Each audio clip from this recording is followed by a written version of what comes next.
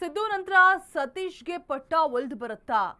ಸಿದ್ದರಾಮಯ್ಯ ಆಪ್ತನಿಗೆ ಒಲಿಯತ್ತ ಅದೃಷ್ಟ ಅನ್ನುವಂತಹ ಪ್ರಶ್ನೆಗಳು ಎದುರಾಗ್ತಾ ಇದೆ. ಬಿಕಾಸ್ ಕೊಟ್ಟಂತಹ ಹೇಳಿಕೆಗಳು ಸ್ಫೋಟಕ ಮಾಹಿತಿಗಳು. ಸತೀಶ್ ಜಾರಕಿಹೊಳಿ ಸಾರಥ್ಯದಲ್ಲೇ ಮುನ್ನಡೆಯುತ್ತೇವೆ ಯತೀಂದ್ರ ಸ್ಫೋಟಕ ಹೇಳಿಕೆಯನ್ನ ಕೊಟ್ಟಿದ್ದಾರೆ. ಹೊಸ ಬಾಂಬ್ ಸಿಡಿಸಿದ್ದಾರೆ. ಡಿಕೆಶಿ ಬಣದಲ್ಲಿ ಕಂಪನವನ್ನ ಮೂಡಿಸ್ತಾ ಇದೆ ಈ ಒಂದು ಹೇಳಿಕೆ. ಸಿದ್ದರಾಮಯ್ಯ ಉತ್ತರಾಧಿಕಾರಿ ಸತೀಶ್ ಜಾರಕಿಹೊಳಿ ಆಗ್ತಾರಾ ಅನ್ನುವಂತಹ ಅನುಮಾನ, ಶಂಕೆ, ಪ್ರಶ್ನೆಗಳು ಎದುರಾಗ್ತಾ ಇದೆ. ಡಿಕೆಶಿ ಟೆಂಪಲ್ ರನ್ ಮಧ್ಯೆ ಯತೀಂದ್ರ ಹೊಸ ಬಾಂಬ್ ಸಿಡಿಸಿದ್ದಾರೆ. ಸಿಎಂ ಚೇಂಜ್ ಅಂತ ಬಂದ್ರೆ ಅಹಿಂದ ಅಸ್ತ್ರವೇನಾದ್ರೂ ಪ್ರಯೋಗ ಮಾಡ್ತಾರಾ ಅನ್ನುವಂತಹ ಅನುಮಾನ ಮೂಡ್ತಾ ಇದೆ. ಬಿಕಾಸ್ ಯಾರಿಂದಲೂ ಕೂಡ ಈ ಅಹಿಂದ ಅಸ್ತ್ರವನ್ನ ಪ್ರಯೋಗ ಮಾಡಿದ್ರೆ ವಿರೋಧ ವ್ಯಕ್ತವಾಗುವುದಿಲ್ಲ ಅನ್ನುವಂತಹ ಒಂದು ನಿಟ್ಟಿನಲ್ಲಿ ಮಾಡಿದ್ರೂ ಮಾಡಬಹುದು, ಹೇಳೋಕ್ಕಾಗೋದಿಲ್ಲ. ಬಟ್ ಈ ಬಗ್ಗೆ ಯತೀಂದ್ರ ಅವರು ಕೊಟ್ಟಿರುವಂತಹ ಹೇಳಿಕೆ ಸಾಕಷ್ಟು ಸಂಚಲನವನ್ನ ಮೂಡಿಸ್ತಾ ಇದೆ.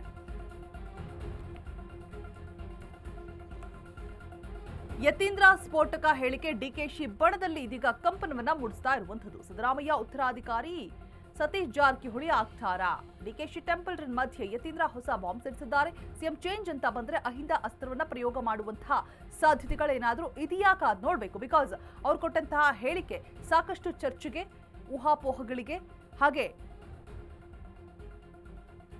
ಅನುಮಾನಕ್ಕೆ ದಾರಿ ಮಾಡಿಕೊಡ್ತಾ ಇದೆ.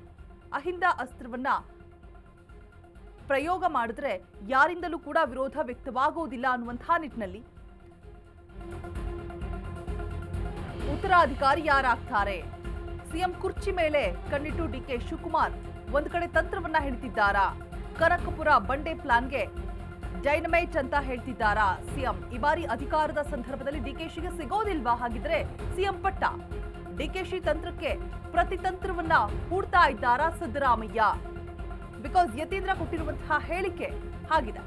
ಆಕಾಂಕ್ಷಿಗಳು ಹೆಚ್ಚಾದಷ್ಟು ಹೈಕಮಾಂಡ್ಗೆ ಟೆನ್ಷನ್ ನಿಜಕ್ಕೂ ಜಾಸ್ತಿ ಆಗತ್ತೆ. ಸಿದ್ದರಾಮಯ್ಯ ಅತ್ಯಾಪ್ತನ್ಗೆ ಒಲಿಯತ್ತ ಅದೃಷ್ಟ ಹಾಗಿದ್ರೆ ಡಿಕೆ ಶಿವಕುಮಾರ್ ಮಾಡ್ತಾ ಇರುವಂತಹ ಪ್ಲಾನಿಂಗ್ಸ್ ಎಲ್ಲವೂ ಕೂಡ ಉಲ್ಟಾ ಹೊಡೆಯುತ್ತಾ? ಡೈನಮೈಟ್ ಇಟ್ಟಿದ್ದಾರಾ ಸಿಎಂ ಅನ್ನುವಂತಹ ಪ್ರಶ್ನೆ ಎದುರಾಗ್ತದೆ. ಡಿಕೆಶಿ ತಂತ್ರಕ್ಕೆ ಇದೀಗ ಸಿದ್ದರಾಮಯ್ಯ ಪ್ರತಿತಂತ್ರವನ್ನ ಹೂಡ್ತಾ ಇದ್ದಾರಾ? ಸಿದ್ದು ನಂತರ ಸತೀಶ್ಗೆ ಒಲಿಯತ್ತ ಪಟ್ಟ ಕೊಟ್ಟಿರುವಂತಹ ಸ್ಫೋಟಕ ಹೇಳಿಕೆ ಈ ಎಲ್ಲಾ ಚರ್ಚೆಗಳಿಗೆ ಕಾರಣ ಆಗ್ತಾ ಇದೆ.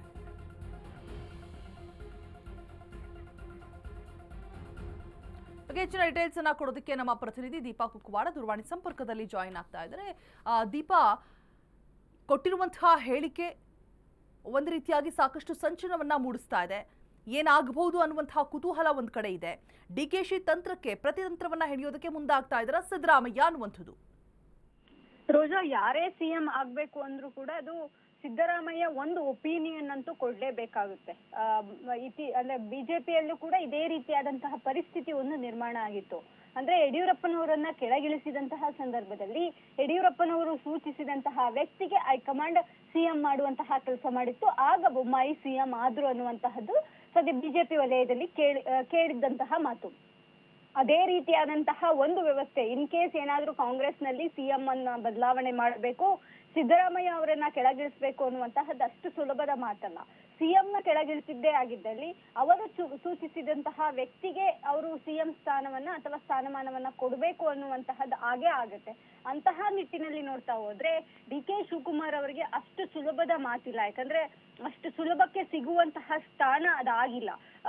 ಅದರ ಬೆನ್ನಲ್ಲೇ ಅಂದ್ರೆ ಡಿಕೆ ಶಿವಕುಮಾರ್ ಅವರ ಅನೇಕ ಪ್ರಯತ್ನಗಳನ್ನ ಪ್ರತಿ ಬಾರಿ ಮಾಡಿದಾಗ್ಲೂ ಕೂಡ ಒಂದು ವರ್ಗ, ಒಂದು ನಾಯಕರ ಸಮುದಾಯ ಅದನ್ನ ತಪ್ಪಿಸುವಂತಹ ಕೆಲಸವನ್ನ ಮಾಡ್ತಾನೆ ಬಂದಿದೆ.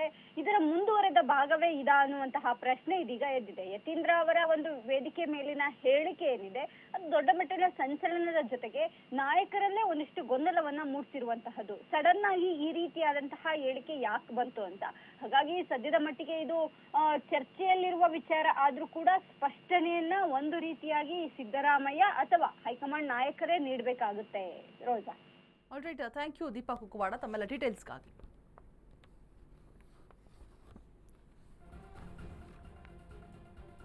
ಇನ್ನು ಈ ಸಂದರ್ಭದಲ್ಲಿ ಅಧಿಕಾರದ ವೇಳೆ ಸಿಎಂ ಪಟ್ಟ ಸಿಗೋದಿಲ್ವಾ ಡಿಕೆಶಿಗೆ ಅನ್ನುವಂತಹ ಶಂಕೆ ಮೂಡುತ್ತೆ. ಬಿಕಾಸ್ ಆಗ್ತಾ ಇರುವಂತಹ ಬೆಳವಣಿಗೆಗಳನ್ನ ಅಬ್ಸರ್ವ್ ಮಾಡ್ತಾ ಹೋದ ಹಾಗೆ ಡಿಕೆಶಿ ಒಂದು ಕಡೆ ಟೆಂಪಲ್ ರನ್ ಮಾಡ್ತಿದ್ದಾರೆ, ಒಂದು ಕಡೆ ಡಿಕೆಶಿಯ ಎಲ್ಲಿ ಹೋದರೂ ಕೂಡ ಎಲ್ಲಿ ಬಂದರೂ ಕೂಡ ಅವರ ಅಭಿಮಾನಿಗಳು ಮುಂದಿನ ಸಿಎಂ ಡಿಕೆಶಿನೇ ಅನ್ನುವಂತಹ ಘೋಷವಾಕ್ಯಗಳನ್ನು ಮೊಳಗಿಸ್ತಾ ಇದ್ದಾರೆ.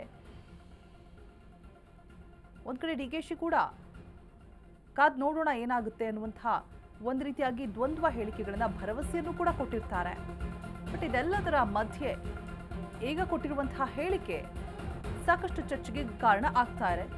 ಉತ್ತರಾಧಿಕಾರಿ ಯಾರಾಗ್ತಾರೆ, ಪಟ್ಟ ಯಾರಿಗೆ ಒಲಿಯುತ್ತೆ ಅನ್ನೋದ್ರ ಬಗ್ಗೆ 2028ರ ಚುನಾವಣೆಯನ್ನ ಗಮನದಲ್ಲಿಟ್ಕೊಂಡು ನಾನು ಈ ತರ ಮಾತನಾಡಿದ್ದೇನೆ ಯತೀಂದ್ರ ಹೇಳ್ತಿದ್ದಾರೆ.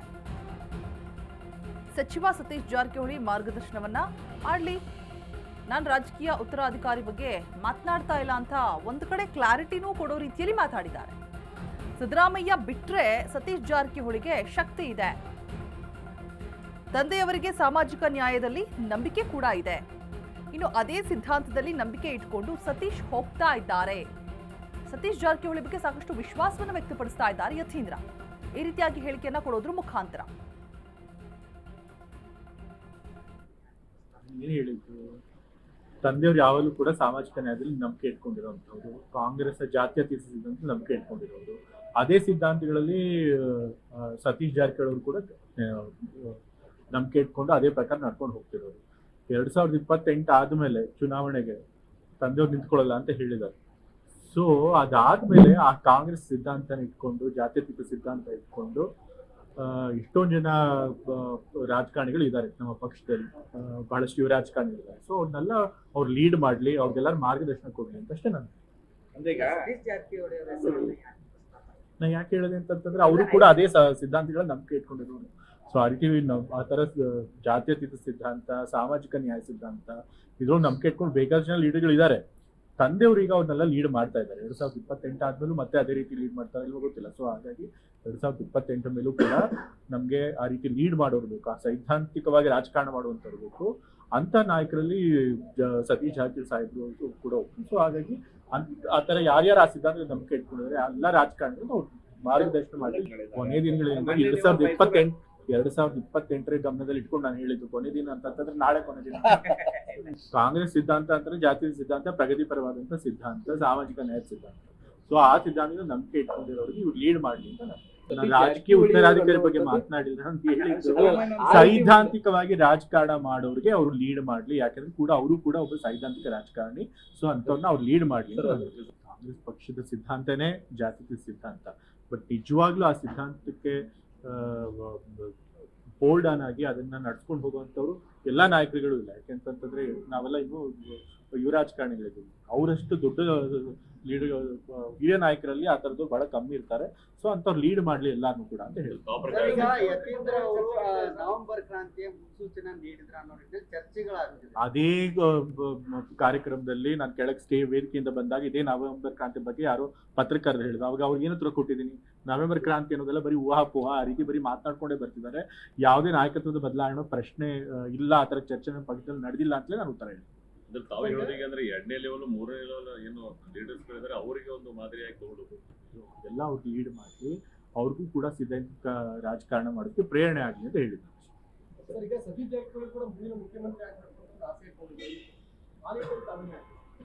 ಆ ಥರ ಬಹಳಷ್ಟು ಲೀಡರ್ಗಳು ನಮ್ಮಲ್ಲಿ ಇದ್ದಾರೆ, CM ಆಗೋದಕ್ಕೆ ಅರ್ಹತೆ ಇರುವಂತ ಲೀಡರ್ಗಳು. ಅದನ್ನ ಯಾರು ಆಗ್ಬೇಕು ಅನ್ನೋದನ್ನ ಅಫ್ಕೋರ್ಸ್ ಎಲ್ಲ ಶಾಸಕರು ಮತ್ತೆ ಹೈಕಮಾಂಡ್ ಅದು ತೀರ್ಮಾನ ಮಾಡಿರುತ್ತೆ. ಆದ್ರೆ ಸದ್ಯಕ್ಕೆ ಈಗ ಮುಖ್ಯಮಂತ್ರಿ ಬದಲಾವಣೆ ಚರ್ಚೆ ಇಲ್ಲ.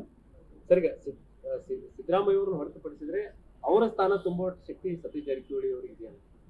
ಖಂಡಿತ ಇದೆ.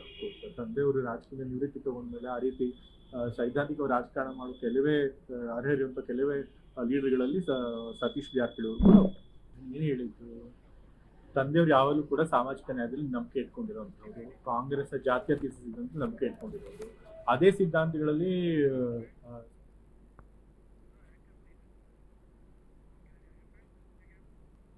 ಇನ್ನು ಬಿಜೆಪಿ ಶಾಸಕರ ಮೇಲೆ ದಳಪತಿ ಬೇಸರವನ್ನ ವ್ಯಕ್ತಪಡಿಸ್ತಾ ಇದ್ದಾರೆ. ಬೆಂಗಳೂರು ಬಿಜೆಪಿ ಶಾಸಕರ ಮೇಲೆ HDK ಬೇಸರವನ್ನ ವ್ಯಕ್ತಪಡಿಸ್ತಾ ಇದ್ದಾರಾ ಅನ್ನುವಂತಹ ಪ್ರಶ್ನೆ ಎದುರಾಗ್ತದೆ. ಬಿಕಾಸ್ ಡಿಕೆಶಿ ವಿರುದ್ಧ ಹೋರಾಟದಲ್ಲಿ ಶಾಸಕರು ಸೈಲೆಂಟ್ ಆಗಿರೋದಾದ್ರೂ ಯಾಕೆ? ಬೆಂಗಳೂರಲ್ಲಿ ಬಿಜೆಪಿ ಶಾಸಕರ ಮೇಲೆ HDK ಬೇಸರವನ್ನ ವ್ಯಕ್ತಪಡಿಸ್ತಾ ಇದ್ದಾರೆ. ಡಿಕೆಶಿಯ ವಿರುದ್ಧ ಹೋರಾಟದಲ್ಲಿ ಶಾಸಕರೆಲ್ಲರೂ ಕೂಡ ಸೈಲೆಂಟ್ ಆಗಿರುವಂಥದ್ದು. ಬಿಜೆಪಿ ರಾಜ್ಯಾಧ್ಯಕ್ಷ BY ವಿಜಯೇಂದ್ರಗೆ ಕಿವಿ ಮಾತನ್ನ ಹೇಳ್ತಿದ್ದಾರೆ. ದೀಪಾವಳಿಯ ನೆಪದಲ್ಲಿ ನಡೆದಿದ್ದಂತಹ ದೋಸ್ತಿ ಮೀಟಿಂಗ್. ಡಿಕೆಶಿ ವಿರುದ್ಧ ಬಿಜೆಪಿ ಶಾಸಕರು ಧ್ವನಿ ಎತ್ತದೆ ಸೈಲೆಂಟ್ ಆಗಿರೋದು ಯಾಕೆ? ಅನುದಾನಕ್ಕಾಗಿ ನಿಮ್ಮ ಶಾಸಕರು ಹೋರಾಟವನ್ನ ಮಾಡ್ತಾ ಇಲ್ಲ. ಬೆಂಗಳೂರಿನಲ್ಲಿ ಬಹುತೇಕ ನಿಮ್ಮ ಶಾಸಕರೇ ಇದ್ದಾರೆ, ಆದರೆ ಸರ್ಕಾರದ ವಿರುದ್ಧ ಹೋರಾಟದಲ್ಲಿ ಹಿಂದಿದ್ದಾರೆ ಅಂತ ಹೇಳ್ತಿದ್ದಾರೆ. ಬಿಜೆಪಿ ಶಾಸಕರ ಮೇಲೆ ದಳಪತಿಗಳು ಬೇಸರವನ್ನ ವ್ಯಕ್ತಪಡಿಸ್ತಾ ಇದ್ದಾರೆ. ಹೀಗಿದ್ರೆ ಬಿಜೆಪಿ ಚುನಾವಣೆ ಎದುರಿಸೋದು ಹೇಗೆ?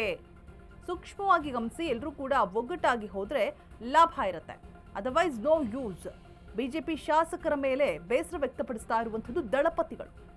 ಬೆಂಗಳೂರು ಬಿಜೆಪಿ ಶಾಸಕರ ಮೇಲೆ ಎಚ್ಡಿಕೆ ಬೇಸರವನ್ನ ಹೊರಹಾಕ್ತಿದ್ದಾರೆ. ಡಿಕೆಶಿ ವಿರುದ್ಧ ಹೋರಾಟದಲ್ಲಿ ಸೈಲೆಂಟ್ ಆಗ್ತಾ ಇರೋದು ಯಾಕೆ ಅನ್ನುವಂತಹ ಪ್ರಶ್ನೆಯನ್ನ ಮುಂದಿಡ್ತಾ ಇದ್ದಾರೆ. ಸೊ ದೋಸ್ತಿ ಮೀಟಿಂಗ್ ನಲ್ಲಿ ನಡೆದಿರುವಂತಹ ಒಂದಷ್ಟು ಚರ್ಚೆಗಳು. ರಾಜ್ಯಾಧ್ಯಕ್ಷ BY ವಿಜಯೇಂದ್ರ ಕೂಡ ಕಿವಿ ಮಾತನ್ನ ಹೇಳ್ತಾ ಇದ್ದಾರೆ. ಅನುದಾನಕ್ಕಾಗಿ ನಿಮ್ಮ ಶಾಸಕರು ಹೋರಾಟವನ್ನ ಮಾಡ್ತಾ ಇಲ್ಲ ಅಂತ ಕೂಡ ಹೇಳಿದ್ದಾರೆ. ದೀಪಾವಳಿ ಸಂದರ್ಭದಲ್ಲಿ ನಡೆದಂತಹ ದೋಸ್ತಿ ಮೀಟಿಂಗ್ ನಲ್ಲಿ ಎಲ್ಲಾ ವಿಚಾರಗಳ ಬಗ್ಗೆ ಕೂಡ ಚರ್ಚೆ ಆಗಿರುವಂಥದ್ದು. ದಳಪತಿಗಳಿಗೆ ಈ ಹಿನ್ನೆಲೆ ಬೇಸರ ಆಗಿದೆ ಅನ್ನುವಂಥದ್ದು ಎದ್ದು ಕಾಣಿಸ್ತಾ ಇದೆ. ಬಿಕಾಸ್ ಅವ್ರು ಮುಂದೆ ಇಡ್ತಾ ಇರುವಂತಹ ಪ್ರಶ್ನೆಗಳನ್ನ ನೋಡ್ತಾ ಹೋದ್ರೆ ಬೆಂಗಳೂರಿನಲ್ಲಿ ಬಹುತೇಕ ನಿಮ್ಮ ಶಾಸಕರೇ ಇದ್ದಾರೆ. ಇವಾಗ ಹೆಚ್ಚಿನ ಡೀಟೇಲ್ಸ್ ಅನ್ನ ಕೊಡೋದಕ್ಕೆ ನಮ್ಮ ಪ್ರತಿನಿಧಿ ವಿವೇಕ್ ದೂರವಾಣಿ ಸಂಪರ್ಕದಲ್ಲಿ ಜಾಯಿನ್ ಆಗ್ತಾ ಇದ್ದಾರೆ. ವಿವೇಕ್, ದಳಪತಿಗಳಿಗೆ ಬೇಸರ ಆಗ್ತಾ ಇರುವಂತಹ ಮೇನ್ ಇಂಟೆನ್ಷನ್ ಏನಿದೆ, ಹಾಗೆ ದೋಸ್ತಿ ಮೀಟಿಂಗ್ ನಲ್ಲಿ ಯಾವೆಲ್ಲ ಮಹತ್ತರ ವಿಚಾರಗಳ ಬಗ್ಗೆ ಚರ್ಚೆ ಆಯಿತು, ಹೆಚ್ಚಿನ ಮಾಹಿತಿಯನ್ನ ಕೊಡೋದಾದ್ರೆ ವಿವೇಕ್. ಎಸ್ ರೋಷಾ, ಮೊನ್ನೆ ಅಷ್ಟೇ ಏನು ಕುಮಾರಸ್ವಾಮಿ ಅವರ ನಿವಾಸಕ್ಕೆ ವಿಜಯೇಂದ್ರ ಅಂಡ್ ಟೀಮ್ ಕೂಡ ಹೋಗಿದ್ದು. ಹೆಚ್ಚಾಗಿ ವಿಜಯೇಂದ್ರ ಆಪ್ತ ಬಣದಲ್ಲಿ ಗುರುತಿಸಿಕೊಂಡಿರೋ ನಾಯಕರೇ ಹೋಗಿದ್ರು. ಜೊತೆಗೆ ಚಲವಾದಿ ನಾರಾಯಣ ಸ್ವಾಮಿ ಅವರು ಕೂಡ ಕುಮಾರಸ್ವಾಮಿ ಅವರ ಮನೆಗೆ ಭೇಟಿ ನೀಡ್ತಾರೆ. ಭೇಟಿ ನೀಡಿ ದೀಪಾವಳಿ ಹಬ್ಬಕ್ಕೆ ಶುಭಾಶಯ ಕೋರೋ ನೆಪದಲ್ಲಿ ಭೇಟಿ ನೀಡಿ ಸುಮಾರು 1 ಗಂಟೆಗೂ ಹೆಚ್ಚು ಕಾಲ ಚರ್ಚೆಯನ್ನ ಕೂಡ ನಡೆಸ್ತಾರೆ. ಸುದೀರ್ಘವಾಗಿ ಅಂದ್ರೆ ಪ್ರಮುಖವಾಗಿ ನಡೆಸತಕ್ಕಂಥ GBA ಚುನಾವಣೆ ವಿಚಾರವಾಗಿ ಸಾಕಷ್ಟು ಚರ್ಚೆಗಳನ್ನ ನಡೆಸ್ತಾರೆ. ಮತ್ತೆ ಸಮನ್ವಯ ಸಮಿತಿ ಮಾಡೋ ವಿಚಾರದಲ್ಲೂ ಕೂಡ ಒಂದಿಷ್ಟು ಚರ್ಚೆಗಳು ಆಗುತ್ತೆ. ಮೊದಲಿಗೆ ಬೆಂಗಳೂರಿನಲ್ಲಿ ಇರ್ತಕ್ಕಂಥ GBA ವ್ಯಾಪ್ತಿಗೆ ಬರುವಂತ ಎಲ್ಲಾ ಕ್ಷೇತ್ರಗಳಿಗೆ ಸೇರಿಸಿ ಒಂದು ಸಮನ್ವಯ ಸಮಿತಿ, ಅದನ್ನ ಹೊರತುಪಡಿಸಿ ಇನ್ನೊಂದು ರಾಜ್ಯ ವ್ಯಾಪಿ ಅಂದ್ರೆ ರಾಜ್ಯ ಪೂರ್ತಿ ಆಗುವಷ್ಟು ಒಂದು ಸಮನ್ವಯ ಸಮಿತಿ, 2 ಸಮನ್ವಯ ಸಮಿತಿ ಟೀಮ್ಗಳನ್ನ ಮಾಡೋದಕ್ಕೂ ಕೂಡ ಒಂದಿಷ್ಟು ಚರ್ಚೆಗಳಾಗುತ್ತೆ. ಅದಾದ ಬಳಿಕ ಕುಮಾರಸ್ವಾಮಿ ಅವರು ಕೂಡ ವಿಜಯೇಂದ್ರ ಅವರಿಗೆ ಒಂದಿಷ್ಟು ಕಿವಿ ಮಾತುಗಳನ್ನ ಹೇಳ್ತಾರೆ.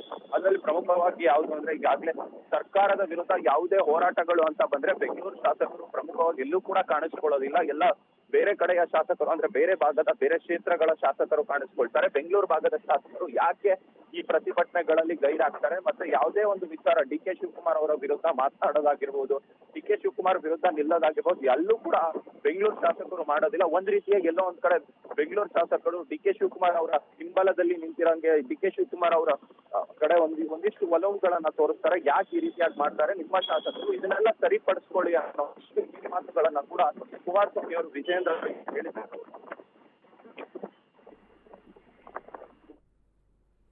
ಆಲ್ರೈಟ್ ವಿವೇಕ್, ಥ್ಯಾಂಕ್ ಯು ತಮ್ಮೆಲ್ಲ ಡೀಟೇಲ್ಸ್ಗಾಗಿ.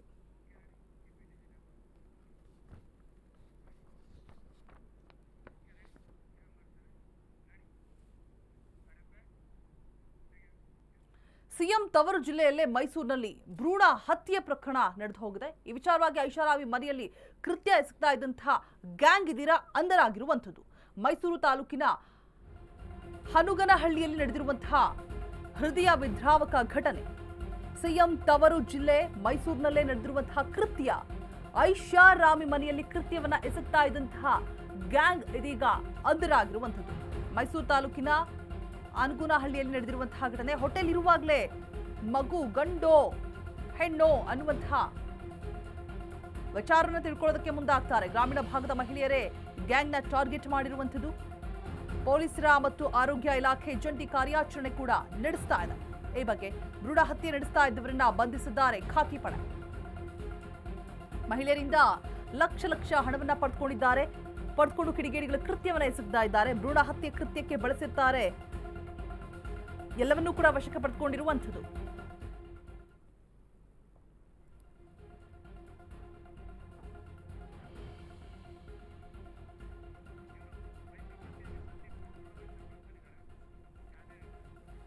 ಇವಾಗ ಹೆಚ್ಚಿನ ಡೀಟೇಲ್ಸ್ ಅನ್ನ ಕೊಡೋದಕ್ಕೆ ನಮ್ಮ ಪ್ರತಿನಿಧಿ ಸಂದೀಪ್ ದೂರವಾಣಿ ಸಂಪರ್ಕದಲ್ಲಿ ಜಾಯಿನ್ ಆಗ್ತಾ ಇದ್ದಾರೆ. ಸಂದೀಪ್, ಏನಿದು ಪ್ರಕರಣ? ಭ್ರೂಣ ಹತ್ಯೆ ಅನ್ನೋದು ಎಷ್ಟು ಕಠಿಣ ಕಾನೂನನ್ನ ತಂದ್ರೂ ಕೂಡ ಯಾಕೆ ನಿಲ್ತಾ ಇಲ್ಲ ಅಂತ ಹೇಳ್ಬಿಟ್ಟು, ಸೊ ಅವರೆಲ್ಲ ಕೂಡ ಲಕ್ಷ ಹಣವನ್ನ ದೋಚಿದ್ದಾರೆ. ಅದು ಐಷಾರಾಮಿ ಮನೆಯಲ್ಲಿ ನಡೆದಿದೆ. ಸಿಎಂ ತವರು ಜಿಲ್ಲೆಯಲ್ಲಿ ನಡೆದಿರುವಂತಹ ಕೃತ್ಯ. ಸೊ ಹೆಚ್ಚಿನ ಡೀಟೇಲ್ಸ್ ಅನ್ನ ಕೊಡೋದಾದ್ರೆ ಸದ್ಯಕ್ಕೆ ಅವರೆಲ್ಲರೂ ಕೂಡ ಅರೆಸ್ಟ್ ಆಗಿದ್ದಾರಾ? ಪೊಲೀಸರ ತನಿಖೆಯಲ್ಲಿ ಯಾವೆಲ್ಲ ವಿಚಾರಗಳು ಹೊರಬಂದಿದೆ? ರೋಜಾ, ಏನು ಸಿಎಂ ತವರು ಜಿಲ್ಲೆ ಮೈಸೂರಿನಲ್ಲಿ ಭ್ರೂಣ ಹತ್ಯೆ ನಡೆಸುತ್ತಿದ್ದಂತಹ ದೊಡ್ಡ ಜಾಲ ಒಂದು ಈಗ ಪತ್ತೆ ಆಗಿರ್ತಕ್ಕಂಥದ್ದು. ಕಳೆದ ಕೆಲವು ವರ್ಷಗಳ ಹಿಂದೆ ಅಷ್ಟೇ ಈ ರೀತಿಯದ್ದೇ ಒಂದು ಪ್ರಕರಣ ಮೈಸೂರು, ಮಂಡ್ಯ ಮತ್ತು ಚಾಮರಾಜನಗರ ಭಾಗದಲ್ಲಿ ಸಾಕಷ್ಟು ವ್ಯಾಪಕವಾಗಿ ಬೆಳೆದಿತ್ತು. ಅದನ್ನ ಭೇದಿಸಿ ಕೂಡ ಹೊರತಂದಿದ್ರು. ಇದೀಗ ಮತ್ತೆ ಅದೇ ರೀತಿಯ ಪ್ರಕರಣ ಬೆಳಕಿಗೆ ಬಂದಿರ್ತಕ್ಕಂಥದ್ದು. ಅಂದ್ರೆ ಮೈಸೂರು ಜಿಲ್ಲೆಯ ಬನ್ನೂರು ಮೈಸೂರು ರಸ್ತೆಯಲ್ಲಿರ್ತಕ್ಕಂಥ ಹುಣಗನಹಳ್ಳಿ ಅನ್ನುವಂತಹ ಒಂದು ಗ್ರಾಮದ ಫಾರ್ಮ್ ಹೌಸ್ ನ ಐಷಾರಾಮಿ ಬಂಗಲೆಯಲ್ಲಿ ಈ ರೀತಿಯ ಒಂದು ಸೆಟಪ್ ಅನ್ನ ಕೂಡ ಮಾಡ್ಕೊಂಡಿರ್ತಕ್ಕಂಥದ್ದು. ಅಂದ್ರೆ ಏನು ಗಂಡು ಮಗು ಏನು ಗರ್ಭಿಣಿಯ ಹೊಟ್ಟೆಯಲ್ಲಿರ್ತಕ್ಕಂತಹ ಮಗು ಗಂಡು ಅಥವಾ ಹೆಣ್ಣು ಅನ್ನುವಂತಹ ಒಂದು ಸ್ಕ್ಯಾನಿಂಗ್ ಅನ್ನ ಮಾಡಿ ಆ ಒಂದು ಮಗು ಹೆಣ್ಣಾಗಿದ್ರೆ ಅಲ್ಲೇ ಭ್ರೂಣ ಹತ್ಯೆಯನ್ನ ಮಾಡುವಂತಹ ಕೆಲಸಕ್ಕೆ ಕೂಡ ಈ ಒಂದು ಗ್ಯಾಂಗ್ ಮುಂದಾಗಿತ್ತು ಅನ್ನುವಂತಹ ವಿಚಾರಗಳು ಈಗ ಬಯಲಿಗೆ ಬಂದಿರ್ತಕ್ಕಂಥದ್ದು. ಕಳೆದ ಕೆಲ ದಿನಗಳ ಹಿಂದೆಯಷ್ಟೇ ಇದರ ವಾಸನೆ ಆರೋಗ್ಯ ಇಲಾಖೆಗೆ ಬಡಿದಿತ್ತು. ಸಾಕಷ್ಟು ಮೌಖಿಕ ದೂರುಗಳು ಕೂಡ ಇದರ ವಿರುದ್ಧ ಕೇಳಿ ಬಂದಿತ್ತು. ಈ ಹಿನ್ನೆಲೆಯಲ್ಲಿ ಪೊಲೀಸರು ಮತ್ತು ಮೈಸೂರು ಹಾಗೂ ಮಂಡ್ಯ ಆರೋಗ್ಯ ಇಲಾಖೆಯ ಅಧಿಕಾರಿಗಳು ಜಂಟಿಯಾಗಿ ಈ ಒಂದು ಕಾರ್ಯಾಚರಣೆಯನ್ನ ನಡೆಸಿರ್ತಕ್ಕಂಥದ್ದು. ನಿನ್ನೆ ಸಂಜೆ 7 ಗಂಟೆಯ ವೇಳೆಯಲ್ಲಿ ಈ ಮೈಸೂರು ಬನ್ನೂರು ರಸ್ತೆಯಲ್ಲಿರ್ತಕ್ಕಂಥ ಹುಣಗನಹಳ್ಳಿಯ ಫಾರ್ಮ್ ಹೌಸ್ ನ ಐಷಾರಾಮಿ ಮನೆಗೆ ಒಂದು ದಾಳಿಯನ್ನ ನಡೆಸಿರತಕ್ಕಂತಹದ್ದು. ಈ ದಾಳಿ ವೇಳೆ ಇಬ್ಬರು ಗರ್ಭಿಣಿಯರು ಕೂಡ ಆ ಒಂದು ಸ್ಥಳದಲ್ಲಿ ಇದ್ರು, ಅಂದ್ರೆ ಸ್ಕ್ಯಾನಿಂಗ್ ಆಗಿ ಹಾಜರಿದ್ರು. ಅಲ್ಲದೆ ಒಂದಷ್ಟು ಸಿಬ್ಬಂದಿಗಳು ಕೂಡ ಅಲ್ಲಿ ಅವೇನು ಸ್ಕ್ಯಾನಿಂಗ್ ಗೆ ಬೇಕಾದಂತಹ ಪರಿಕರಗಳೊಂದಿಗೆ ಅಲ್ಲಿ ಕೂಡ ಸಿಕ್ಕಿರ್ತಕ್ಕಂಥದ್ದು. ಸದ್ಯ ಇಬ್ಬರು ಮಹಿಳೆಯರನ್ನ ಈ ಒಂದು ಕೃತ್ಯಕ್ಕೆ ಸಂಬಂಧಪಟ್ಟಂತೆ ಅಂದ್ರೆ ಸ್ಕ್ಯಾನಿಂಗ್ ಅನ್ನು ನಡೆಸ್ತಾ ಇದ್ದಂತಹ ಮಹಿಳೆಯರನ್ನ ವಶಕ್ಕೆ ಕೂಡ ಪಡೆದಿರ್ತಕ್ಕಂತಹದ್ದು. ಇನ್ನೂ ಕೆಲವು ಸಿಬ್ಬಂದಿಗಳು ಇಲ್ಲಿಂದ ಕಾಲ್ಕಿತ್ತಿದ್ದಾರೆ ಅನ್ನುವಂತ ಮಾಹಿತಿಗಳು ಕೂಡ ಸದ್ಯ ಇರ್ತಕ್ಕಂತಹದ್ದು. ಸದ್ಯ ಈ ಒಂದು ಏನು ಪೊಲೀಸರಿಗೆ ವಶದಲ್ಲಿರ್ತಕ್ಕಂತ ಇಬ್ಬರು ಮಹಿಳೆಗಳನ್ನ ತೀವ್ರವಾಗಿ ಆ ಒಂದು ತಪಾಸಣೆಗೆ ಕೂಡ ಒಳಪಡಿಸಿರ್ತಕ್ಕಂತಹದ್ದು. ಇನ್ನು ಕೂಡ ಮೈಸೂರು ಮತ್ತು ಮಂಡ್ಯ ಭಾಗದಲ್ಲಿ ಇವರ ಗ್ಯಾಂಗ್ ಆಕ್ಟಿವ್ ಇದೆ ಅನ್ನುವಂತಹದ್ದು ಸದ್ಯಕ್ಕೆ ಇರ್ತಕ್ಕಂತ ಸ್ಫೋಟಕ ಮಾಹಿತಿಗಳಾಗಿರ್ತಕ್ಕಂತಹದ್ದು. ಇನ್ನು ಕೂಡ ಹೆಚ್ಚಿನ ತನಿಖೆ ಮೂಲಕ ಸತ್ಯ ಹೊರಬೀಳಬೇಕಾಗಿದೆ. ರೋಜಾ, ಆಲ್ರೈಟ್, ಥ್ಯಾಂಕ್ ಯು ಸಂದೀಪ್ ತಮ್ಮೆಲ್ಲ ಡೀಟೇಲ್ಸ್ಗಾಗಿ.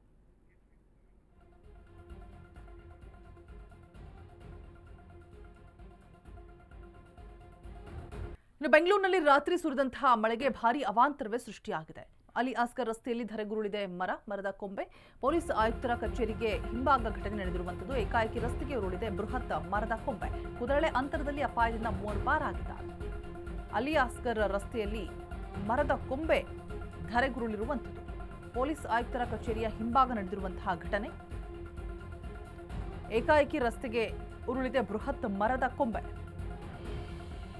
ಕೂದರಳೆ ಅಂತರದಲ್ಲಿ ಅಪಾಯದಿಂದ 3 ಜನ ಪಾರಾಗಿದ್ದಾರೆ. So traffic police, security guard, GPA ಸಿಬ್ಬಂದಿ ರಸ್ತೆಗೆ ಕೊಂಬೆ ಬಿದ್ದಿದ್ದಕ್ಕೆ ಕನಿಂಗ್ಹ್ಯಾಮ್ ರಸ್ತೆಯನ್ನು ಕೂಡ ಕಂಪ್ಲೀಟ್ ಆಗಿ ಬಂದ್ ಕೂಡ ಮಾಡಲಾಗಿದೆ. ಮಳೆ ಸುರಿದಂತಹ ಸಂದರ್ಭದಲ್ಲಿ ಈ ರೀತಿಯಾದಂತಹ ದುರಂತಗಳು ಸಂಭವಿಸ್ತಾನೆ ಇರುತ್ತೆ. ಬೆಂಗಳೂರಲ್ಲಿ ರಾತ್ರಿ ಸುರಿದ ಮಳೆಯಿಂದಾಗಿ ಆಗಿರುವಂತಹ ಅವಾಂತರ.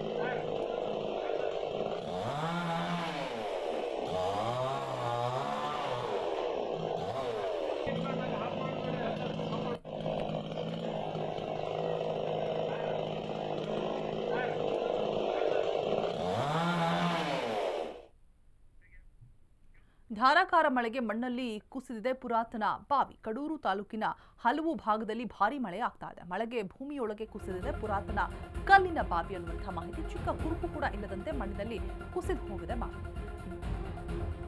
ಧಾರಾಕಾರ ಮಳೆಗೆ ಆಗಿರುವಂತಹ ಒಂದು ಘಟನೆ. ಮಣ್ಣಲ್ಲಿ ಕಂಪ್ಲೀಟ್ ಆದ ಬಾವಿ ಕುಸಿದು ಹೋಗಿದೆ. ಒಂದು ಕುರುಹು ಕೂಡ ಪತ್ತೆ ಇಲ್ಲ, ಆ ರೀತಿಯಾಗಿ ಕುಸಿದು ಹೋಗಿರುವಂಥದ್ದು.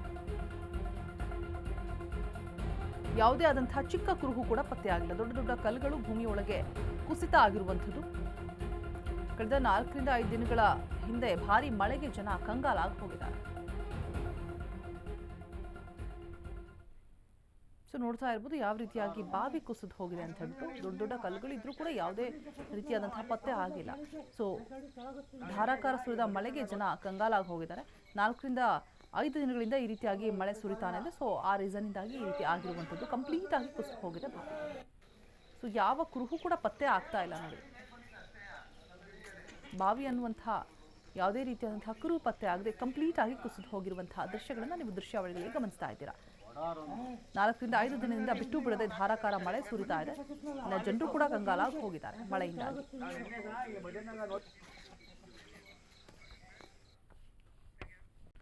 ಇಂದು ಹಾಸನಾಂಬೆ ದೇಗುಲ ಗರ್ಭಗುಡಿ ಬಾಗಿಲು ಬಂದ್ ಆಗುವಂಥದ್ದು. ಈಗಾಗಲೇ ಹಾಸನಾಂಬೆ ಸಾರ್ವಜನಿಕ ದರ್ಶನ ಕೂಡ ಮುಕ್ತಾಯ ಆಗಿದೆ. ಮಧ್ಯಾಹ್ನ 12 ಗಂಟೆಗೆ ಶಾಸ್ತ್ರೋಕ್ತವಾಗಿ ದೇವಾಲಯ ಬಂದ್ ಮಾಡಬೇಕು ಅನ್ನುವಂಥದ್ದು. ಈ ವಿಶ್ವರೂಪ ದರ್ಶನದ ಬಳಿಕ ಶಾಸ್ತ್ರೋಕ್ತವಾಗಿ ದೇಗುಲವನ್ನು ಕ್ಲೋಸ್ ಮಾಡೋದಕ್ಕೆ ಸಿದ್ಧತೆಗಳನ್ನು ಮಾಡಿಕೊಳ್ಳಲಾಗಿದೆ. ದೀಪ ಹಚ್ಚಿ ಹೂವು ನೈವೇದ್ಯ ಇಟ್ಟು ಬಾಗಿಲನ್ನು ಬಂದ್ ಮಾಡಲಾಗುತ್ತೆ. ಇವರಿಗೆ 25 ಲಕ್ಷಕ್ಕೂ ಅಧಿಕ ಭಕ್ತರಿಂದ ಹಾಸನಾಂಬೆ ದರ್ಶನ ಕೂಡ ಪಡೆದುಕೊಂಡಿರ್ತಾರೆ. ಹಾಸನಾಂಬೆ ದೇಗುಲಕ್ಕೆ ಸುಮಾರು 23 ಕೋಟಿ ಆದಾಯ ಕೂಡ ಬಂದಿರುವಂತಹ ಮಾಹಿತಿ ಇದೆ.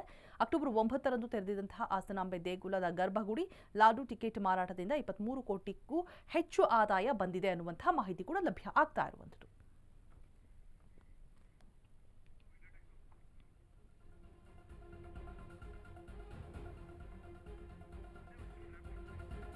ಸೊ ಹಾಸನಾಂಬೆ ದರ್ಶನ ಇವತ್ತಿಗೆ ಬಂದಾಗುತ್ತೆ. ಎಲ್ಲ ರೀತಿಯಾದಂತಹ ಸಿದ್ಧತೆಗಳನ್ನು ಕೂಡ ಮಾಡಿಕೊಂಡಿದ್ದಾರೆ. ಸೊ ಬರೋಬ್ಬರಿ 25 ಲಕ್ಷಕ್ಕೂ ಹೆಚ್ಚು ಜನ ಭಕ್ತರು ಹಾಸನಾಂಬೆಯ ದರ್ಶನವನ್ನು ಪಡೆದುಕೊಂಡಿದ್ದಾರೆ ಈಗ ಅನ್ನುವಂತಹ ವರದಿ ಕೂಡ ಆಗಿರುವಂಥದ್ದು. ಸೊ ನೋಡ್ತಾ ಇರ್ಬೋದು, ಹಾಸನ DC ಕೂಡ ಕೆಂಡ ಹಾಯೋದ್ರಲ್ಲಿ ಭಾಗಿಯಾಗಿದ್ದಾರೆ ಭಕ್ತಿ ಭಾವಪೂರ್ವಕವಾಗಿ.